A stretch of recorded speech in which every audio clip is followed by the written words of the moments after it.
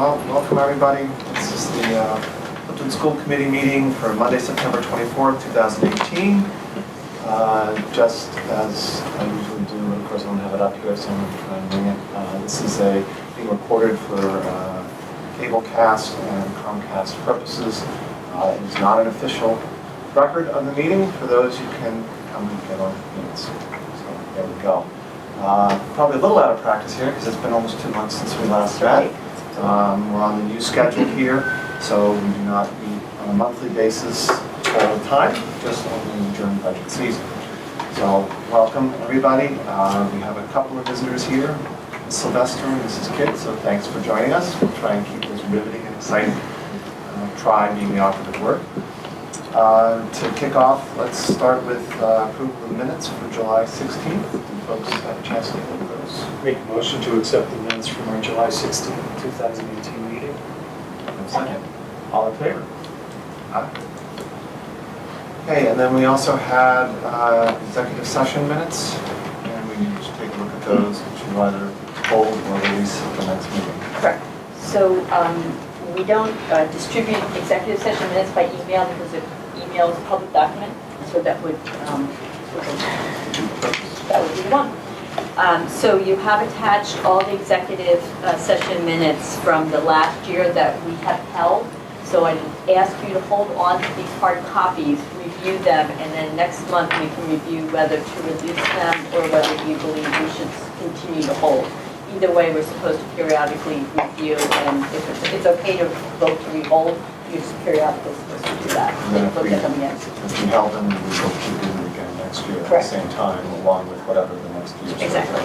Mr. Chair, just for housekeeping, the executive session minutes from June 25th, 2018, I would strongly encourage us to hold that now.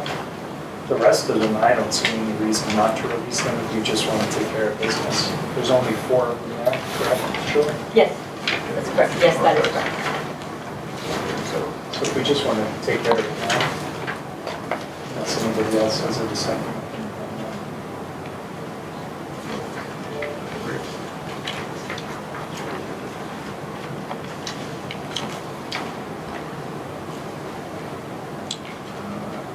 I'm fine with You're that. okay. I would ask that you just correct my last name in the body of the minutes for the 24th, April 24th and May 22nd. Sorry about that. Just for accuracy. I think everyone knows who's in trouble. All right, so with the amendment to spelling John's name correctly, I make a motion to release the executive session minutes from March 27, 2017, April 24th, 2017, and May 22nd, 2017. Second. All in favor? Aye. I make a motion to hold the minutes from our June 25th, 2018 executive session. Second. Okay. Aye. Thank you. Any correspondence that's come in? I have this in the- None in the box the last time I checked about a week ago.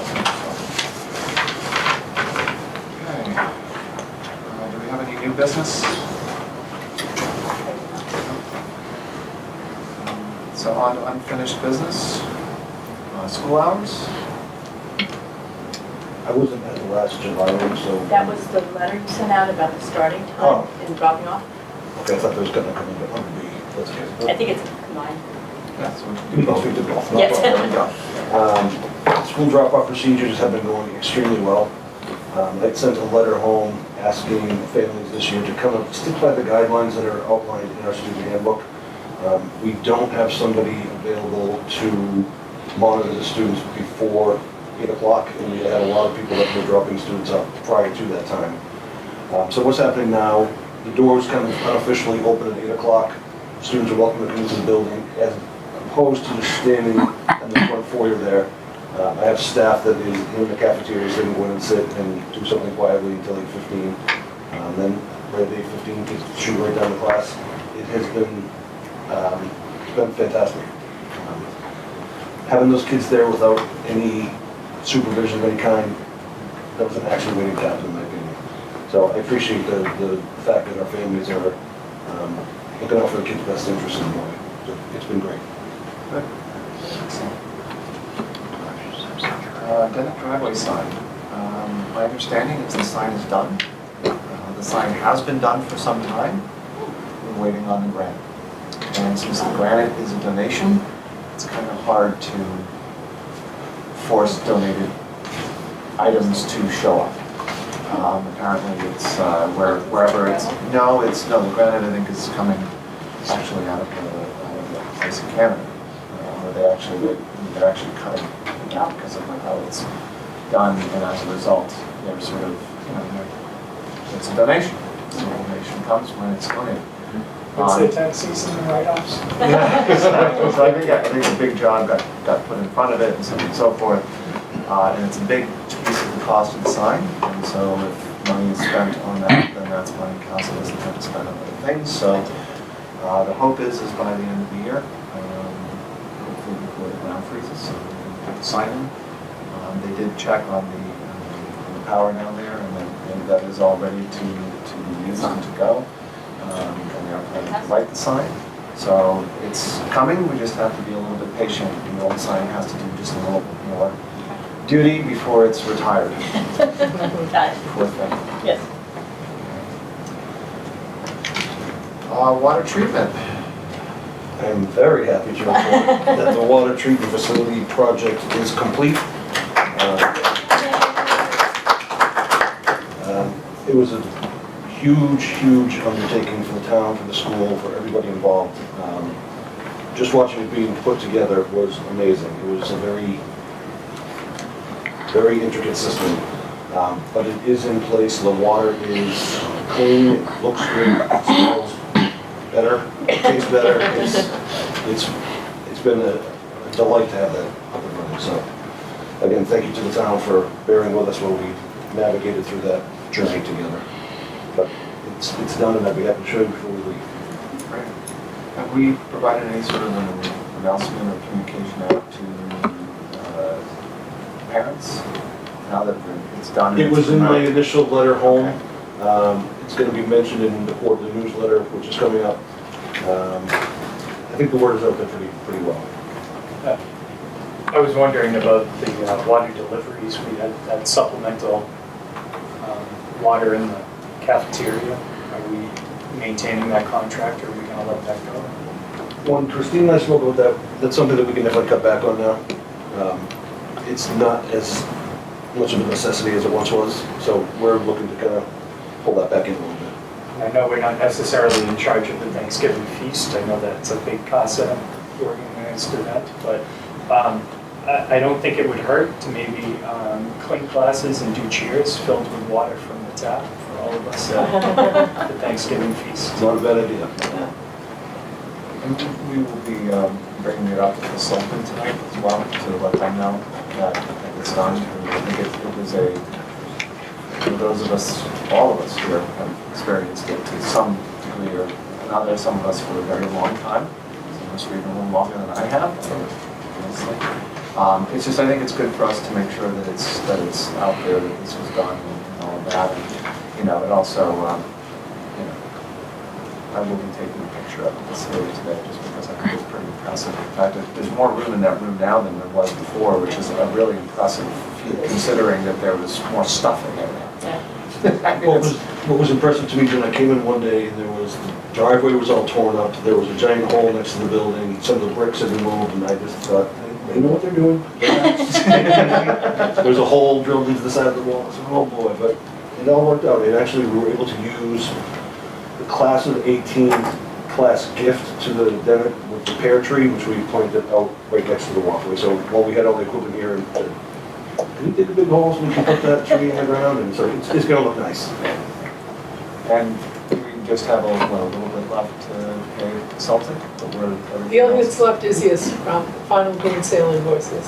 And so the contractors all paid. They are paid. And I think it's worth a public thank you to Atlas Construction for being willing to bid on this, and then for really putting it through. I don't think we had any surprises, which is well done. Well done.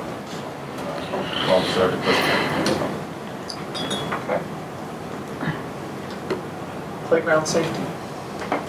So Mr. Benito and I have a small presentation to make to you this evening. It's been a long time in the making, but as many of you know, we wanted to finish the water treatment plant and have that up and running before we moved on to the next project.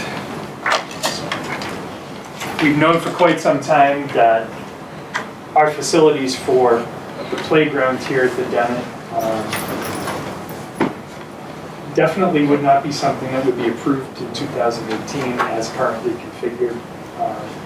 We're also very aware of the fact that our playground is not ADA compliant, and if we ever had a child with mobility issues, we'd have a real moral dilemma on what to do to try and provide that equitable access to the playground for those children. So we've had this as a placeholder for quite some time, and the placeholder on our agenda has been about safety, accessibility, and modernization. So we first began this discussion back in May of 2015, believe it or not. John and I had some informal conversations with the Finance Committee back then and started putting together a capital request using the Collins Group worksheet. So this has been something that's even been on the town's radar for quite some time now. Again, we did take a back seat to the water treatment facility here on campus. We wanted to make sure that was done and we could get the Department of Environmental Protection off our back and have safe water for our students before we began this project. We did make it a permanent item on our agenda over 2 years ago in order to keep it on the front burner even though we weren't going to be moving forward. We've done a lot of research. Peter and I have contacted other schools. Joyce reached out to people for us. Lynn Kopp had reached out to some of her friends when she was on the school committee as well. We've done some site visits to other places. We've had people come and actually look at our grounds and come up with some designs and ideas. So safety is a paramount issue for us. There's definitely some places where if we needed to, we could improve our own playground situation for the safety aspect of it. Nowadays, I passed out to you the type of fill that's expected underneath equipment. That's on a standalone sheet right here. Wood chips of 9 inches deep for any fall that could be 10 feet or less. You could have sand of 9 inches for any fall of 4 feet or less. We have some pea gravel on top of some compacted dirt out there. They suggest 9 inches of pea gravel for a 5-foot fall. Our pea gravel is not currently with that playground. We do have a beautiful ramp. We will have to measure this to see if it's ADA compliant for wheelchair access, but the ramp currently leads to nowhere. And the dinosaur couldn't help but use that vistage as our plea for modernization. A lot of the physical education curriculum has actually been built into modern designs of playgrounds to make sure our kids are getting full range of physical activity and even mental stimulation when they're on current modern playgrounds. And another piece that goes along with this, our older students primarily, it's soccer. It's soccer all the way over there. For the younger kids, this is really all they have to play on. We don't disperse the younger kids with the older. They stay to themselves. The stuff that's out there right now, sure, it's given us a lot of years of use. It's just a matter of, I think, we can probably do better.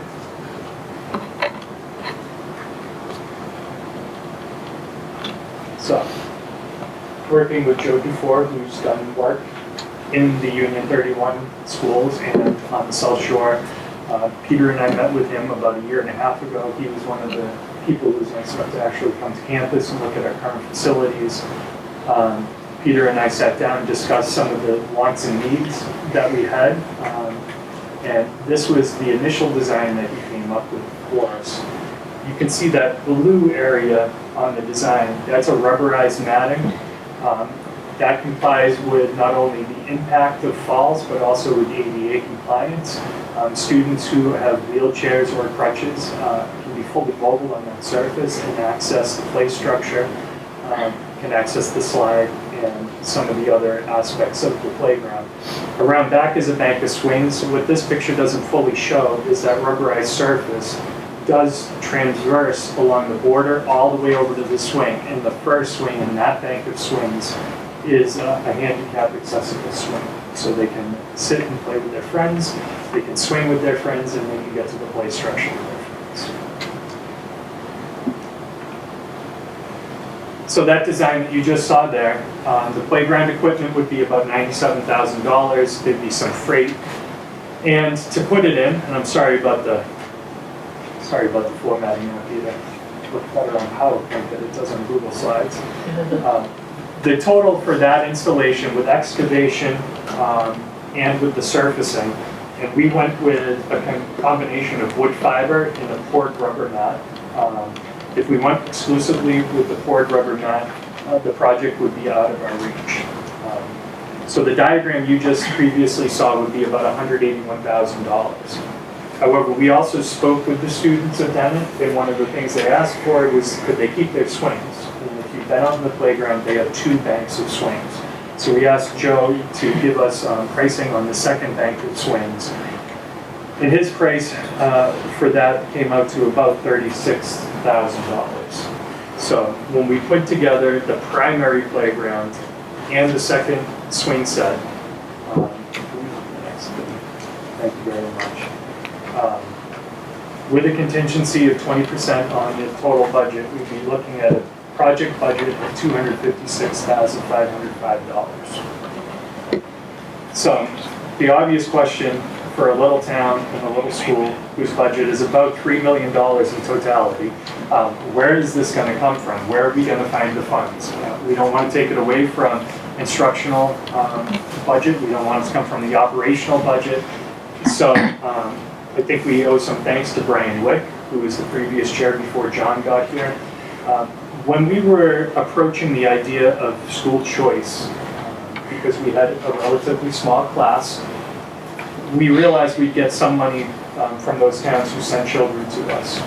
We didn't want to become dependent on that money, so we didn't roll it into the budget year to year, because eventually those students won't be with us anymore, and we'd have to figure out how to survive without it. So we've been locking away that money for one-time expenditures, and we think this might be the project for it. We currently have available about $92,000 in the school choice funds. During fiscal year 19, which we're currently in, we'll be receiving another $40,000. Now this comes in increments. We get 1/12 of that amount from July 1 all the way to June 30. Christine supplied me with these numbers. Thank you very much for that. This has been a real team effort. So June 30, 2019, July 1, 2019, we should have about $132,000 on hand in school choice funds that we have access to and are liquid. So we would need, with that 20% contingency built in, about $125,000 more to complete the project that's envisioned. So, as I previously mentioned, John and I did put in a capital request back in FY17, but that's no guarantee. We also have the opportunity to potentially apply for Community Preservation Act funding because this is town recreation. So this is where we are right now, and that's the hope that we would like to fulfill here for the Dennett and for the children, is to give them a safe, modern, and fully accessible playground for the students who attend. Any questions or comments for Peter? First of all, I'd just like to say thank you for all your hard work on this. It's evident that you're very passionate about this, and I think the kids will love what they are able to get out of the project. I did have a question when you were mentioning the second bank of swings.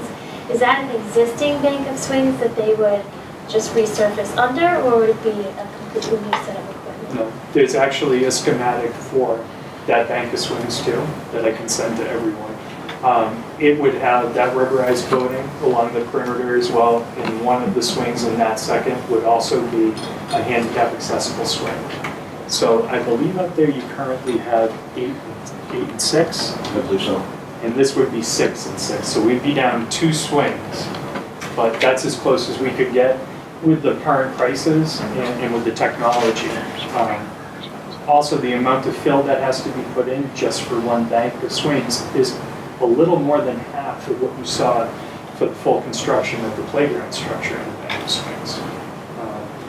A lot of the research out there right now is dealing with concussions in sports, but we're also realizing that about half of concussions happen in non-sport related incidents. A lot of them at home, falling off the couch with brothers and sisters, but a lot of it can happen here at our playground, and this can mitigate the concussion risk for our students. It was shocking to me when we first spoke with Joe, he kind of broke down what the costs were. It was almost broken down into thirds. The equipment itself was 1/3 of the cost. The flooring, for lack of a better term, was about 1/3. And then the installation was the third. So I had no idea what it became of that. But when he shared that information, that's when looking at different alternatives for, well, do we want to do all rubberized flooring? Do we want, it really did start to shake up the numbers quite a bit. But that's the general formula. You expecting questions, actually? Absolutely. First of all, thanks for pulling all this together. It's a lot of work. I think first, I would like to just note from a school choice perspective, we finished the water treatment project because of school choice funds.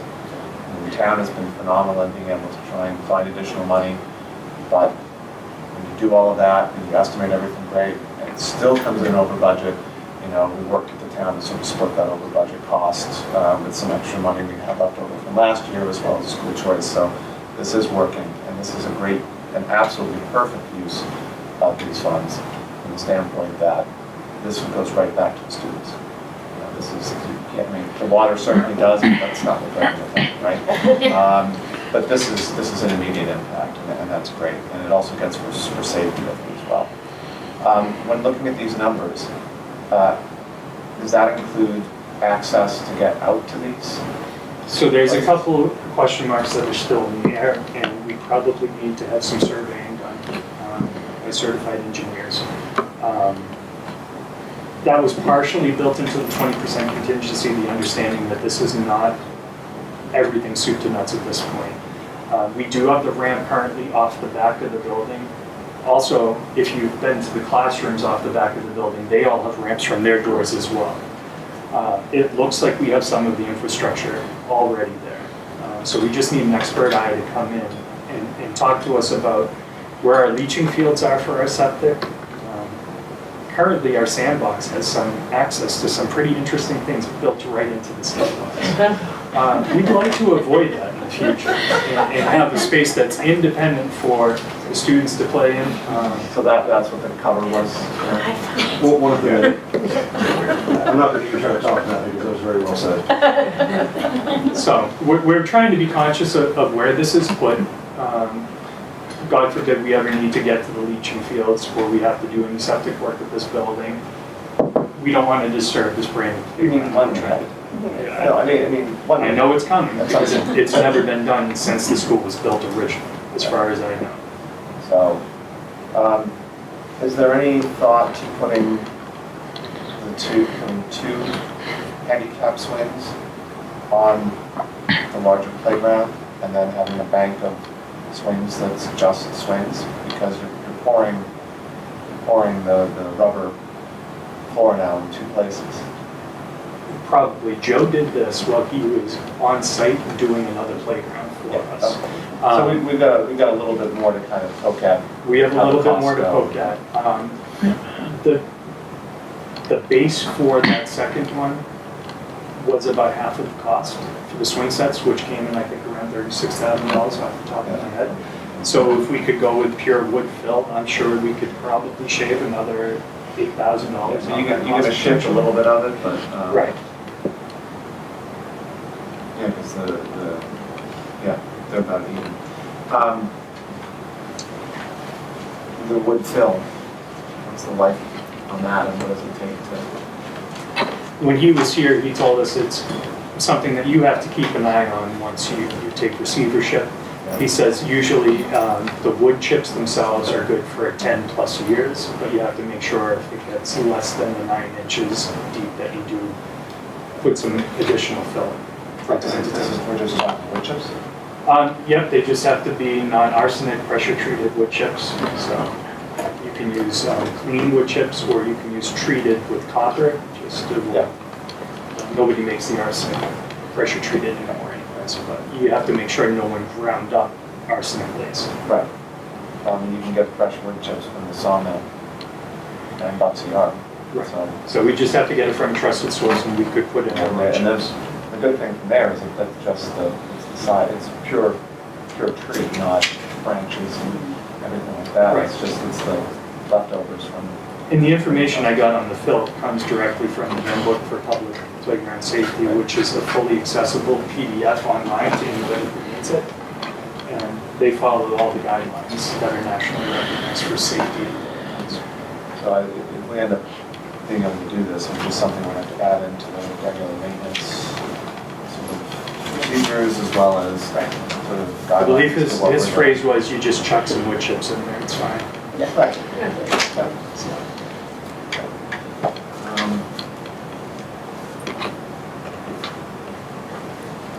And I left it off the sheet, but we'd also have incoming during FY20, another $40,000 coming in at 1/12 of that per month, so about $3,200 per month would also be coming in during FY20, which starts July 1 of 2019.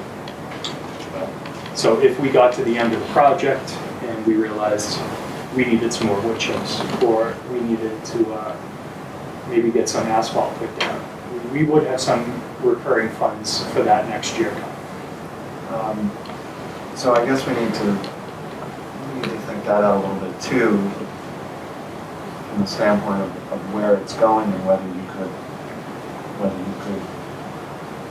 do this work while still using the playground, or whether that's what it's, we have to think all that through, because that, if the goal would be to do this next summer. Summer is clearly going to be the ideal time to do it, because we don't care, because we're not saving anything, right? Unless we want to put the dinosaurs. Anyone who would like to rip that out for us, who has a license and insurance, can come and take it for scrap. So, If we had to, for an amount of time, shift where we're doing recess, we could do that as well. It wouldn't be ideal. It would be a little bit more hours of usage on soccer field, but right. we occasionally use those during PE classes. So that's an option. Officially apply for the CPC grants and You gotta come here first. I think that's the point. He has to come here first to get us to, right, but I mean, what is the time frame? now. That's what I, okay. I think it's October 15th. Let's Okay. do. Okay, so this was just step one and. This is the rough draft, Gotcha. and it's to get the blessing from the committee to move forward to approach CPC. I think you did a fantastic job. I really appreciate all the legwork. I have been sort of on the outskirts of some of the playground projects, and they are huge undertakings, so thank you. Yeah. I think this is exactly what we need to go forward with them, and I think the fact that we have school choice available, I would think they'd be very appreciative of us having basically matching funds. Right. Yeah, well, it's I've been on the CPC the first 3 years it was there, and also working with them pretty regularly on other projects. It is always a check in the plus column if you're bringing in funds. I mean, they are very, very interested in multi-funded projects. So that's an excellent thing. And we can talk some offline too, but I would strongly suggest a separate contingency for the other, any paving and other site work that we might need to do. They'll want the contingency on its own, on top. That said, as this stands now, with just a touch of tweaking, is ready for an application. I mean, the CPC will work with us through the fall in order to get that's part of the job, to help us get the whole application ready for the public hearing, which would happen in January typically. So, And just so you know, to boil it down to those couple of slides, there's at least 7 dozen documents and hundreds of pictures Yep. that went into this project and went into the presentation for you tonight. I'm trying to respect your time, but I'm sure we can meet any of the requirements. we see provide a very comprehensive upfront, which is great. I mean, some of the CDC applications come in and they filled out the form and there's this much. And sometimes that's all they have at that point, and it's still a worthy project that needs a little more work, but the more you can bring in upfront, the better that it's going to be. And even if you self-identify a few areas that need some additional work, that's fine. That's what the application to having your first meeting with them to public hearing is for, that time frame. I'm looking forward to the process. Thank you, Peter. Thank you. Sure. To that end, I'm going to entertain a motion to support this committee to move this forward as an application to CPC along the lines outlined, with the understanding that there may be some adjustments.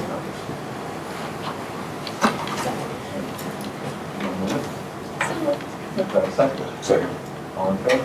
Aye. Thank you, guys. Appreciate it. Thank you.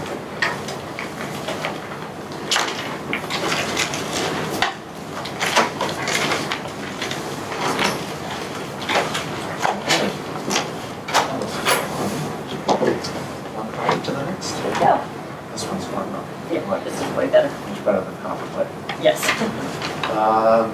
Standing committees, reports, administrative review, nothing on negotiations, Union 31, might be a little Yeah, they update. met, the date. In August. August, yeah. That was just for the contract bids. Everything was approved. The one thing that we did make a change was, we're gonna let Christine be able to talk with the vendors to see if we can prolong the contracts to try to lower the cost, instead of keep doing it every year. Right. Maybe we can get into multiple years. So for viewers, what we've done for a long time is we're doing one-year contracts as we go along, and that there's a definite belief that if we were able to look at 3 or 5 year terms, that we might get better pricing for the long term than just the short stints. And everyone, I think it was unanimously agreed that that's a good way to pursue, so that we can look to either hold costs or even save some money. That's an excellent suggestion.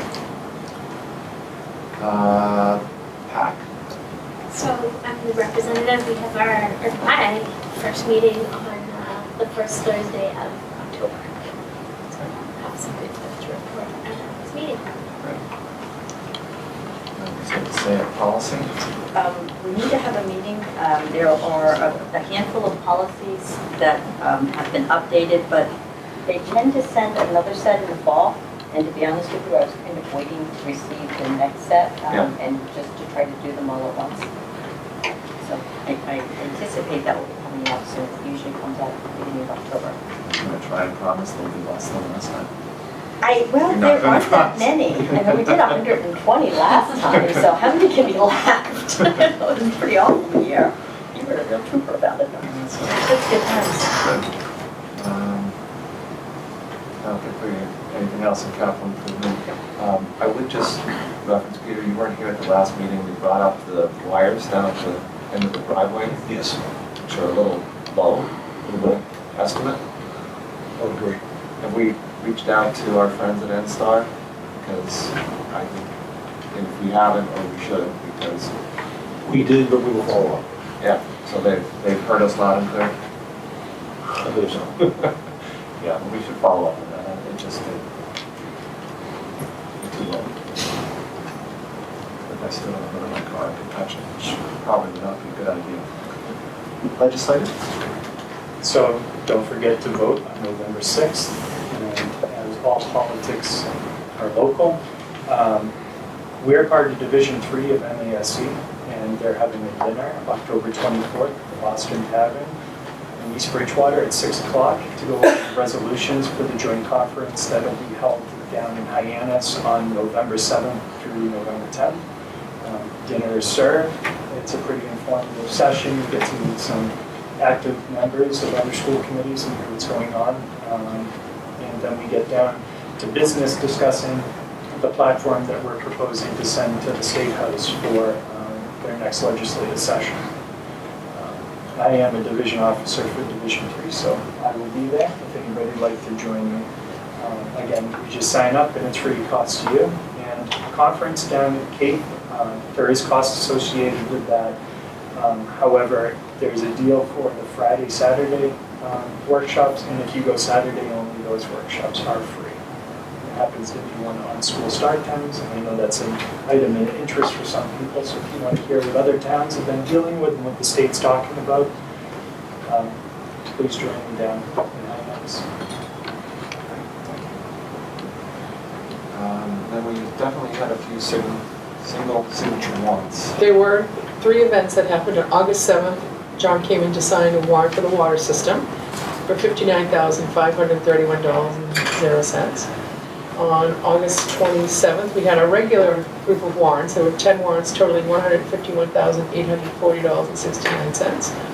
And then on August 31st, there was an additional invoice from Atlas Construction. It was actually the last invoice for the project, and that was $7,619.30. And we did have quite a gap between when we last met. That said, Atlas Construction had done such a good job for us, we wanted to make sure we were able to expedite their payments as quickly as we could because they treated us very well. So we were able to turn them around quite quickly, which was really great. Thank you for help with that. Thank you for being available. Do what we can. I don't know if we have any other house updates. I think next time it's but we did talk about the sign. And then the harvest fair, is that Saturday? I think. Yes. Yep, so that's one of the details on it. I don't get the demos anymore, but that is Saturday, so look for details on that. Mr. Chair, Yep. just point of personal privilege, what's the principal's report on our agenda?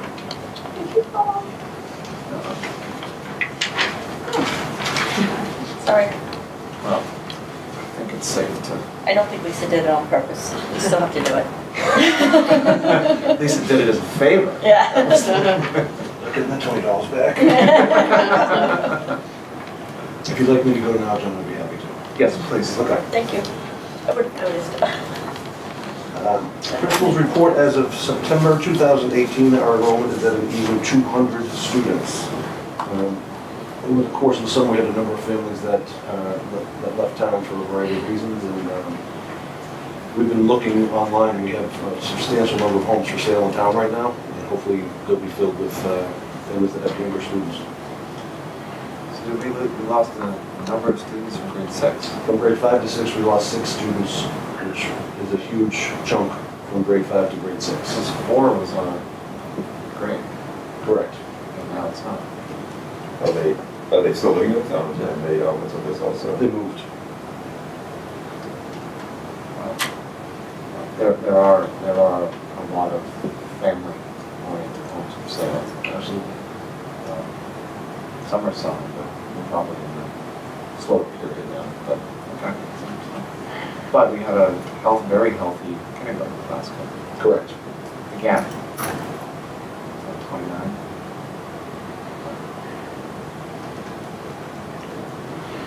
And then some important dates to remember. This week we are going, Dennett Goes Gold to raise awareness in money for childhood cancer. This is something that Nurse Gales was kind of, I don't want to push it, but this is something she was passionate about. So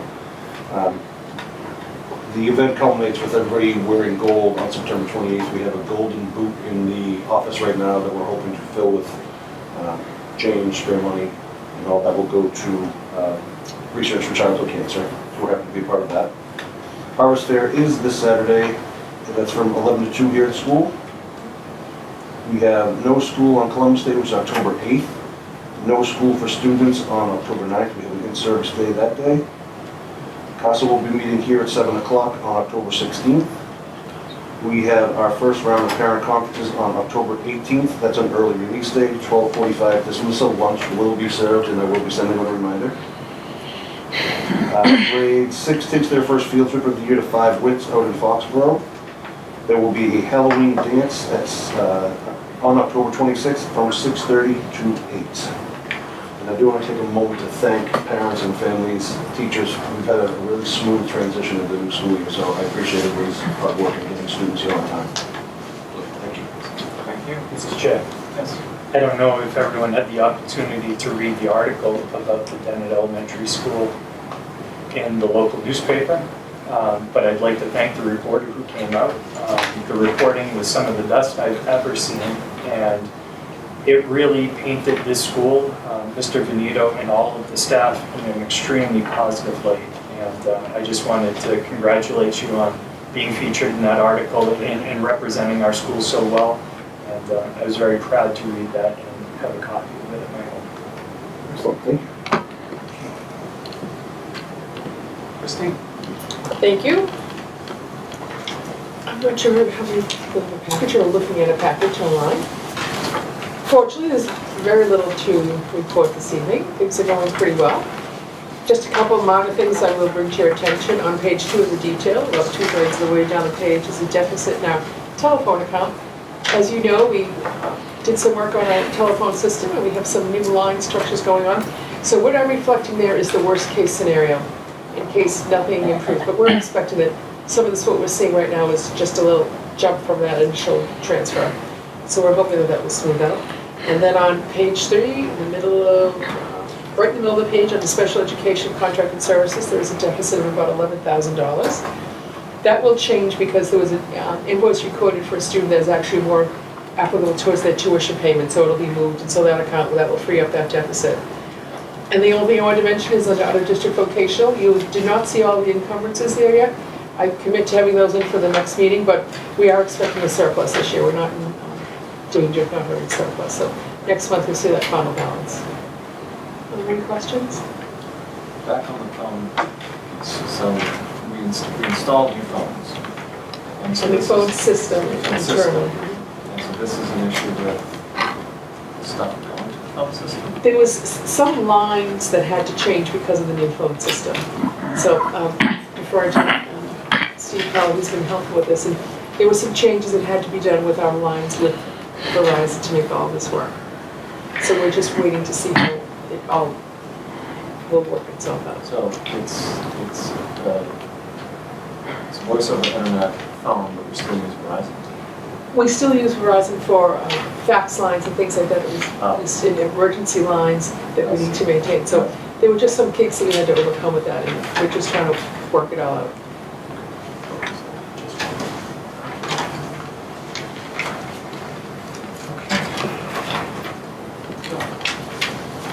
So, in your packet, you have a summer update with regards to curriculum instruction and assessment, and you also have the proposed professional development schedule for the upcoming school year that was created by the Professional Development Council. And so, going back to May of last year, the Department of Elementary and Secondary Education held a federal grant programs conference.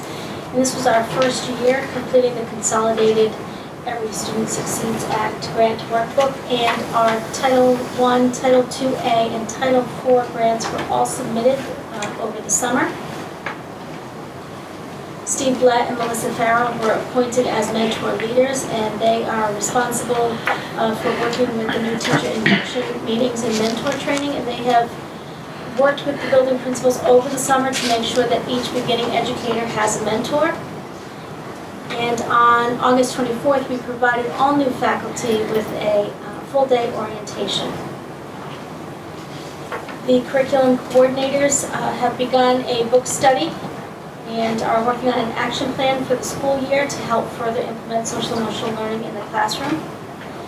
And all of our administrative team participated in a training on focusing on 2 of the 5 social emotional learning competencies, really focusing on self-awareness and self-management for this upcoming school year. The keynote speaker on our opening day was Steve McGuire, and he was very well received with his humorous but important message about the role of positivity in approaching our work as educators and the important role we play in their lives. He received very high marks on our professional day survey. He was well liked, that's for sure. And then our Wellness Advisory Committee at the end of last year set a number of goals for the upcoming school year, and our first meeting will be this week on Thursday. We'd like to try to expand wellness opportunities for our staff, to expand and offer middle school and high school breakfast programs. We'd like to provide more parent education around substance abuse, particularly vaping. And the high school is exploring educational components as part of discipline for students surrounding substance abuse. So the Wellness Advisory Committee is going to be looking at those on Thursday in terms of an action plan and approaching the upcoming school year.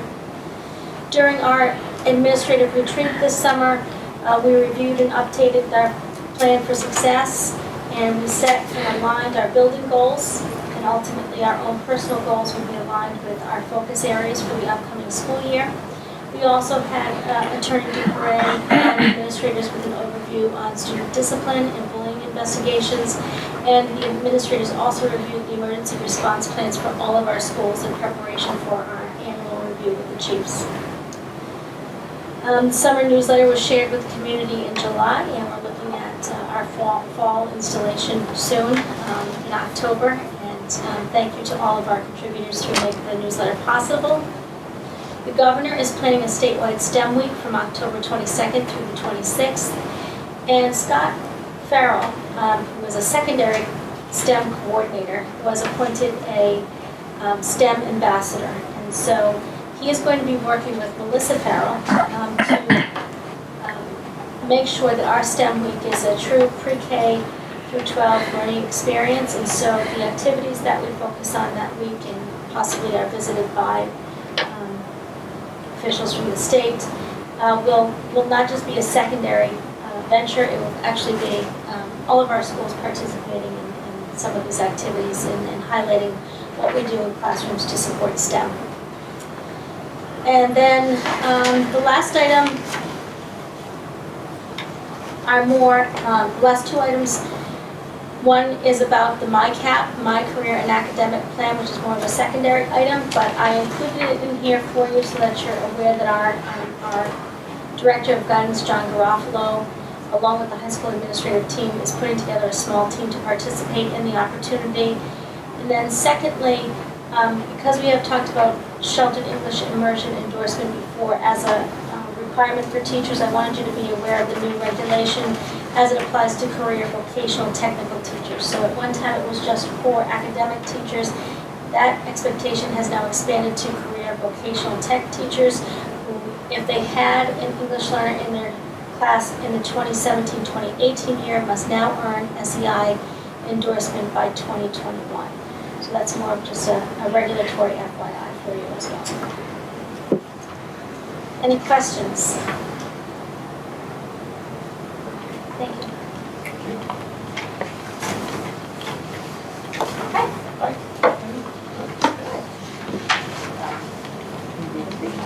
Okay. So Jill mentioned our opening days. I did just want to mention something that we did this year, which I think was particularly fun and different for us. One of the things I've always done is try to have our students perform for our teachers for opening day, because it reminds all of us why we're here and why we're excited to come back. So this year, for the first time, we tried to have all 3 elementary districts have their students come in. Unfortunately for Plimpton, Vivian Cardinal did her best to try to get parents to come, but we were unable to get enough parents who were able to drive, because it was during a work day, to bring our kids in. There's a smaller pool of students, needless to say. So unfortunately, Plimpton, Vivian did her best, but was unable to have students come. But for the first time, we had our Halifax Elementary School students and our Kingston Intermediate School students both came in, and they each sang a song. And it was really wonderful. And the teachers all gave all the kids a standing ovation. The kids were so excited to get to perform for all the teachers during their summer holiday. We were thrilled parents were willing to give up their time, so they had to drive the kids in, The idea was that they were going to perform at 8:30. Things got a little off schedule, which they almost always do. And I was going to continue my presentation, but when I looked out and I saw the music teacher with a look of horror on her face, like, if you don't get these kids out here to perform now, it's all over. So, yeah, it's summertime, they're still in summer mode. So I cut my presentation in half, and we had the kids perform, but they really did an excellent job. And then our high school band actually performed on stage for us, which was also a first. Last year we had the band performance, the teachers walked in.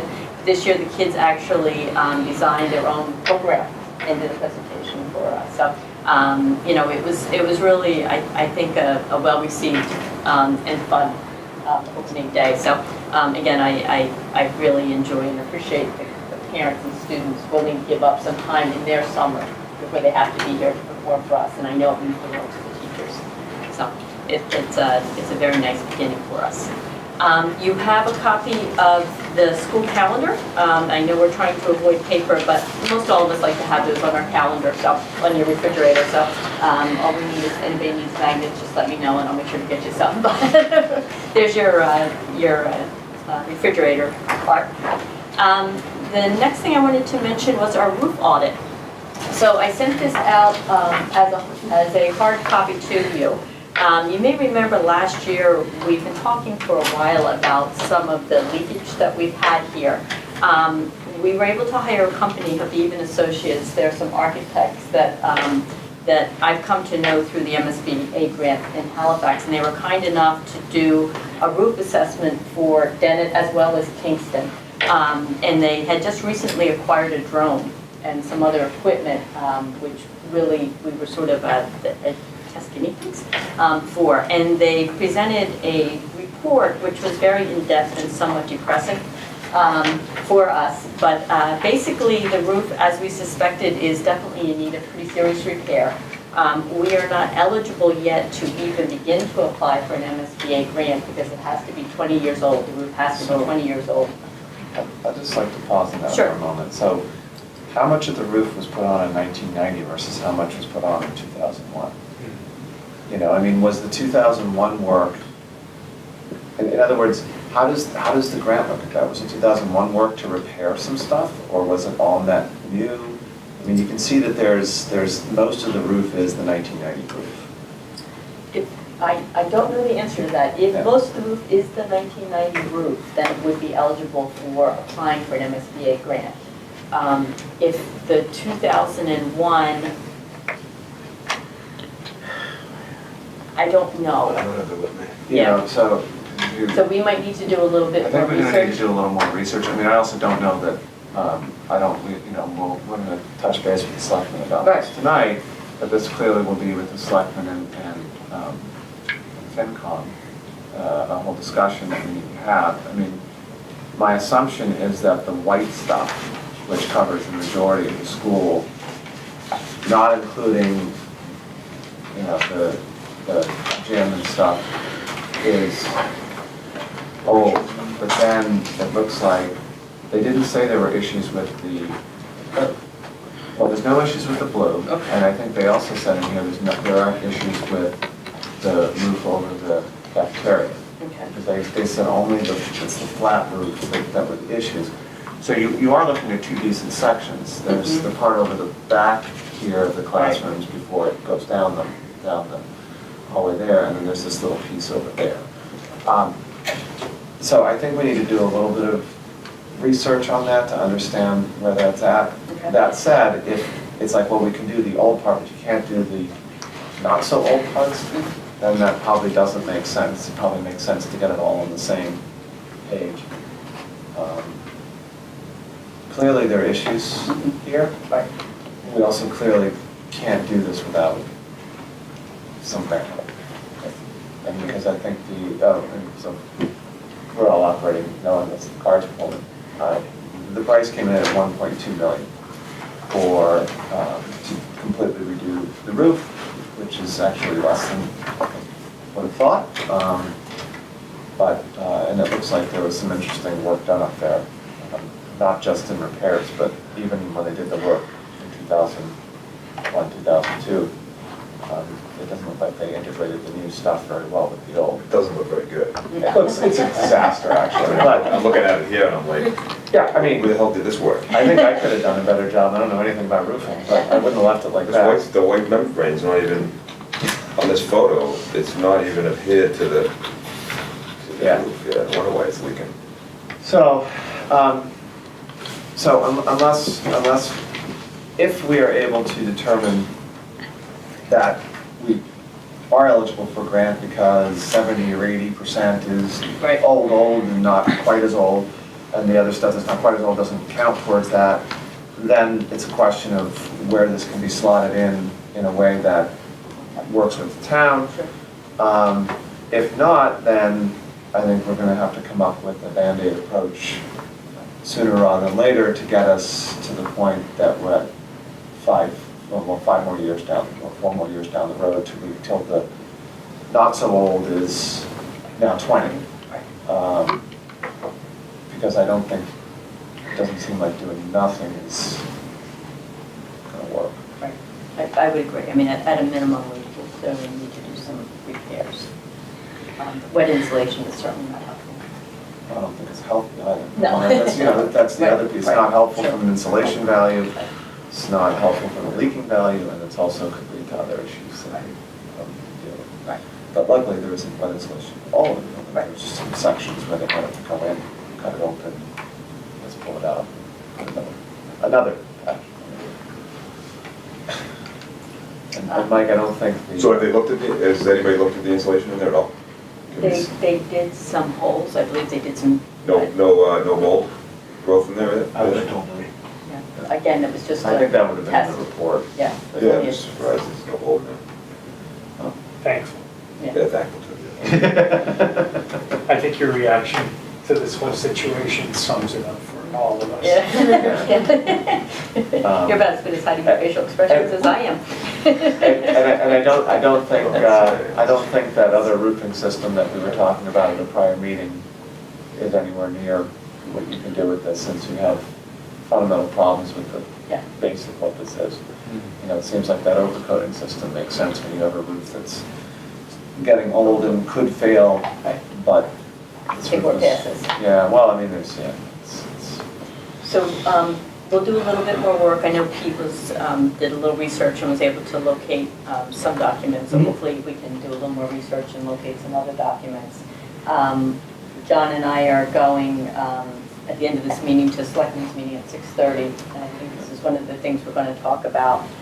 Just very briefly, I'll do a 2-minute synopsis. If it turns out we are eligible to apply for an MSBA grant, the grant window opens about the first week in January and closes mid-February. It couldn't be worse timing for me personally, because I'm working with Christine and my very favorite administrators to develop 5 separate budgets. I also will be applying for an MSBA grant for Kingston. The MSBA grants are one of the more painful things I've ever had the great pleasure of experiencing. However, we were successful in Halifax, and it worked out to be about $3 million, so it's well worth the time and effort to put it in. figuring, I thought, what, 45%-ish? I would guess Right. Halifax was in the low 50s. It's based on the town's ability to pay. And Kingston, we were guesstimating in the mid-40s. I would guesstimate Clinton would be somewhere in the same area, possibly a little bit lower reimbursement, I don't really know. They seem to think Clinton is a wealthier community. I'm not sure where they got that information from, but that just seems to be the way it's rated. But it would be a very worthwhile amount either way for the town. I mean, you're looking on 1.2, you're looking at 500,000 Right. or so, and you Exactly. can't, I mean, that's, Yes, Huge please. amount of money. Yeah, well, let's put exactly. it this way, that's, if our total budget is around 10 million, Right, exactly. you can't just, Not turn that down, right? Right. So we would do the best we could to get all the paperwork in that is required. They usually let you know around May. The Yeah. town has to have a vote to agree to accept and to begin the process. It is a very involved process for the town. The towns own the buildings, so once the town votes for the money to meet the application. On their end, it then becomes a project that the town administrator coordinates. The great news is Plimpton now has a very lovely town administrator. Previously, that could have been a problem with only a part-time position. So, I mean, the good news is that you have someone there, but it is very involved. It requires a lot of oversight, and it's very, the dates are deadlocked. There is absolutely no flexibility. Things have to be done within a certain time frame. So we can begin that process, but first step is to see if it's eligible. I guess I wasn't thinking through very I clearly. hadn't thought it through until I read Yeah. about this a week Yeah. or so ago, and So I was like, wait a I was minute. thinking we weren't eligible, but now that we're doing it. They reference a report that that they had as a result of the school project that referenced the original roof, 90, 1990. the PVC roofing system was installed in 90. So is this the same company that's done the Halifax project? Yes, they're the ones working, that have Yeah. done some work for Halifax. Yeah, okay. I would also, They didn't, it'd be worth asking them if that number includes OPM. It wasn't totally clear to me. I mean, this construction number, general conditions and contingencies. would just be a starting place. I can tell you once you get involved with MSBA, everything Yeah. changes because MSBA sets all prevailing wages. So all the numbers sort of. So this isn't based on prevailing wage? It could be, but it's very different because MSBA, you have to have an OPM, you have to have, Well, it's. my biggest concern is an OPM. I guess I would maybe we should verify with them that this was based on current prevailing wages. Just so that we know that we're in a ballpark, because if it's not, that's 2 million. Yes. Yeah. I have a little too much experience with that, certainly in the police station. Just for the general public, OPM. Oh, there's project manager. So we have one of those for the police station, which means that a professional actually oversees and watches what everyone is doing, so that we don't have to, and those of us that, especially, the town administrator is very good at administering town stuff. They're not necessarily a Absolutely. project manager for construction. And that way they're able to, they go through all the invoices. And we had, just as, point of reference, Green Seal served as an OPM for us for the water treatment. So they signed off on any of the bills that came in to make sure that the work was done, and they signed off before we signed off to pay. It's well worth it for that level of It is. potential When money. when you're into an area that none of us have the expertise in. Right. Well, I shouldn't speak for others, but Well, I certainly at don't. this level, then this is, you might have expertise in putting a roof on your house, which is a little different. Yeah, absolutely. But anyway, I did want to say I was very glad that we were able to get this done at the end of the school year and to get this taken care of, because this is an important first step. Well, and we need to know, Right. regardless of how we plan this out, whether we go for something this year or we all agree to go for something the following year or whatever. We can't plan, and this is something that we have advised the Finance Committee and I think the Selectmen for 2 cycles now, that this is coming, we don't know when, and we also told them that we were doing this. So Right. this is just part of this, let's do our research first, Sure. so we can plan. Absolutely.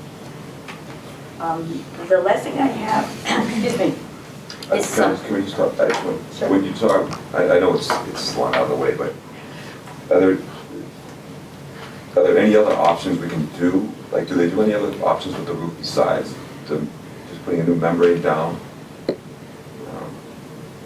Because I was just looking at the photo, and it's probably because of the slope with water, but you have the new section of the roof, which is angled with the metal. It didn't extend over to here onto this part of the black. Is the black the new?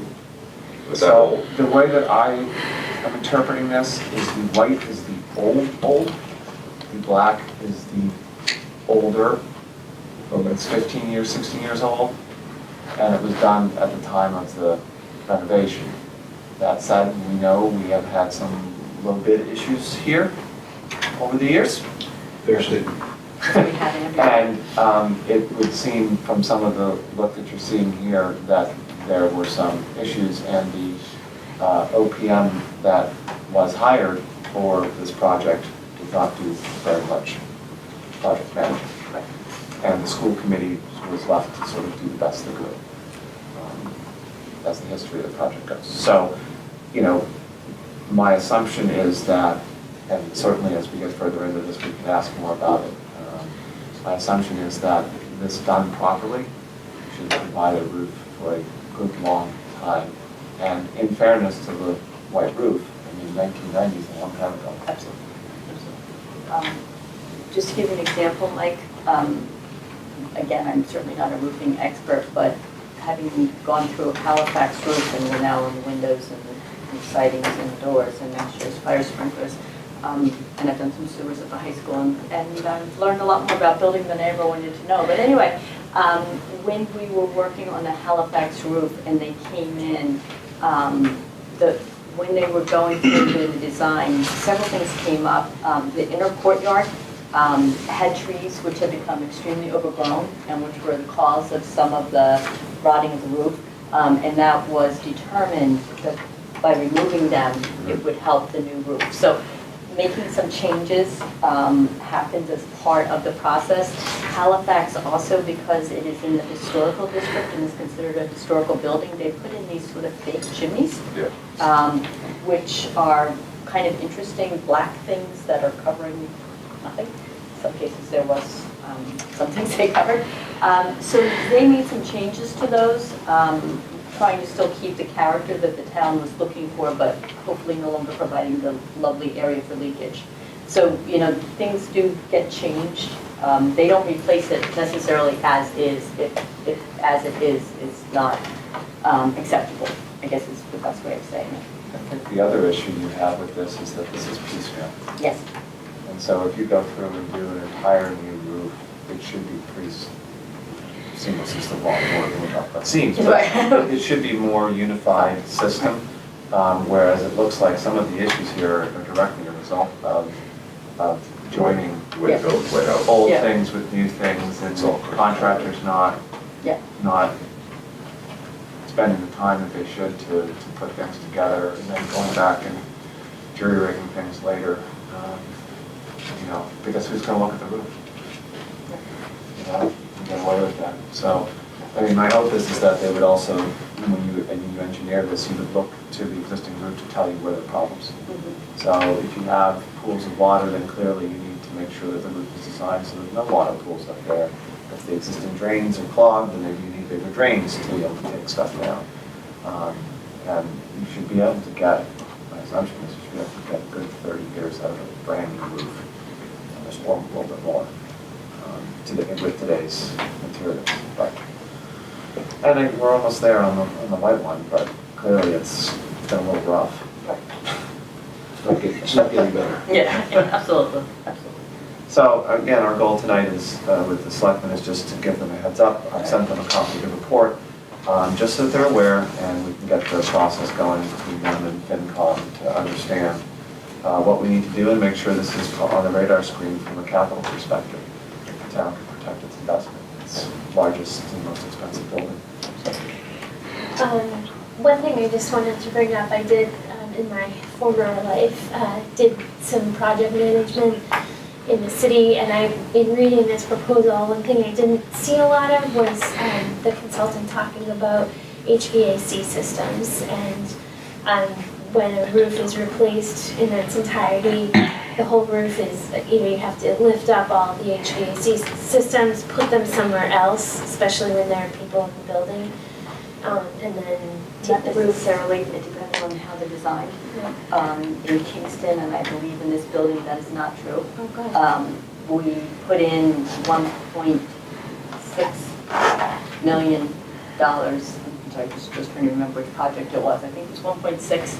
A rooftop unit? Yes, a rooftop unit at KES, with the understanding that the time to do it was prior to having the roof done, because the process of replacing the roof units would damage the roof.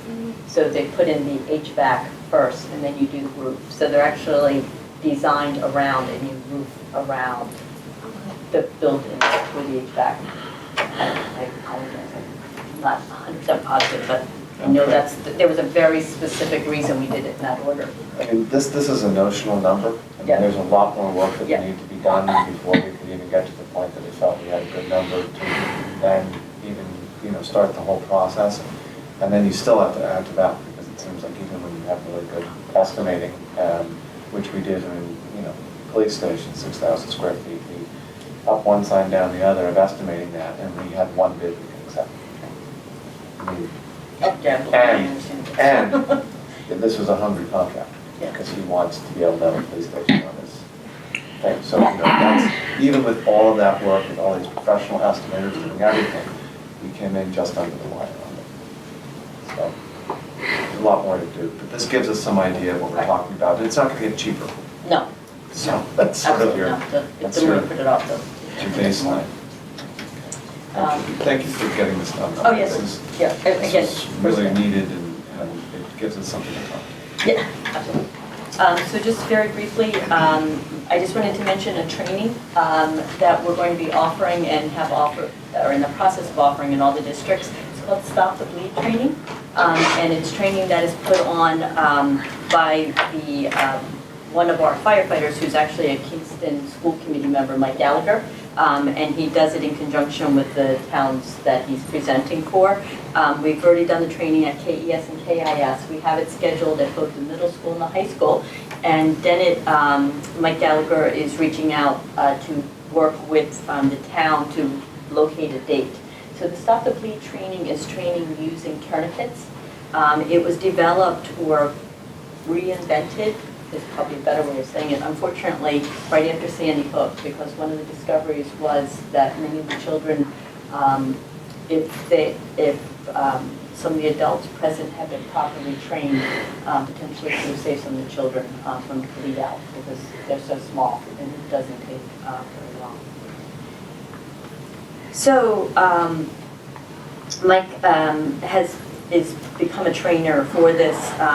Again, he's a EMT firefighter for Kingston. He also is a security person working in Quincy, dealing with some of their security issues, I guess, for the town of Quincy, which is sort of a big one, with some of his training. But anyway, the Stop the Bleed training is basically going through a series of slides. And it shows you how to properly place a tourniquet. Tourniquets went out of fashion for a while because the tourniquets used were too narrow and it was causing damage in the arteries. And so what they've discovered is by just using a wider tourniquet, it wasn't causing a damage in the arteries and it was preventing people from bleeding out. So the kits run about $60. But Mike has been working with this company that are the recommended kits, and they're going to be willing to give them to us closer to $40. And what we're doing is we're going to be purchasing them for every classroom in all buildings throughout the district.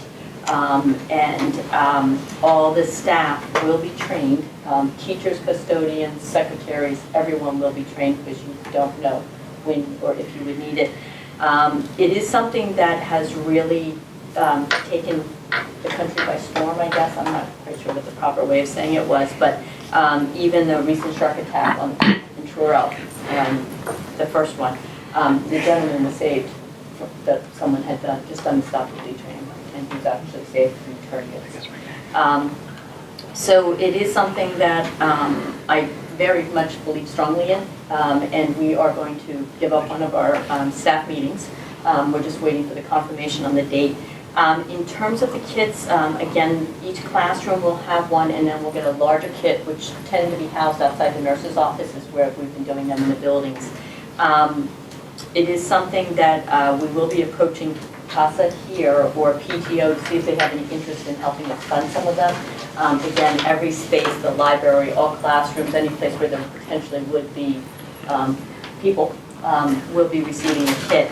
And then whatever amount isn't covered, or if the PTO isn't in a position of CASA to cover it, we will find a way to make that work. If we have to buy a little less paper, we will. This is something that I think will have to happen. So, I just wanted to let you know that will be happening. I meant to bring my handy dandy certificate. I actually attended it in Kingston. And it is something that is heartbreaking to think about the necessity for it. But it is something also that I believe strongly in, and that we're just going to make sure everybody has it as an option, and hopefully we'll never need it. have to say thanks to Mike Gallagher for doing this and showing the cooperation between the towns and his dedication to the students of all three of our communities. Absolutely. So I just wanted to know that. Everything. So again, I believe it's the kind of a activity or materials that CASA or PTO, we have the capacity to certainly support. I was just gonna say, there's a website here. Yeah, it's, we have specific kits that Mike is recommending. It's, River, Tribal. I'm not sure. River Tribal something, I can't remember, but they run about 60, if you Google it, the one that comes up first is not the one he recommends. Apparently, like anything, unfortunately, companies sort of take off when they find a need, and the kits that have the tourniquets that are recommended by the professionals are the ones we're going to purchase.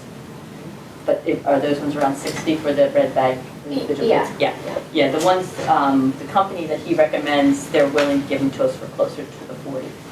Including shipping, so. Good. Yeah, thank you. All right. Anything else?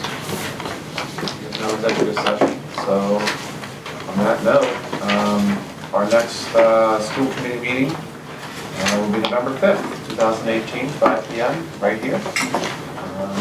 So with that, I entertain a motion to adjourn. So moved. Have a second? Okay, thank you very much. All right.